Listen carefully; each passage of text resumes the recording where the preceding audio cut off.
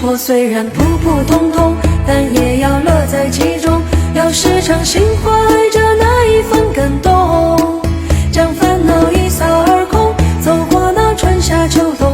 凡事退一步就海阔天空。生活虽然行色匆匆，要学会面带笑容，不用再因为谁又顾虑重重。就在那冥冥之中，有一天你总会懂，生活它会送给你一片万里晴空。每一天晨起晨落和四季三餐，总觉得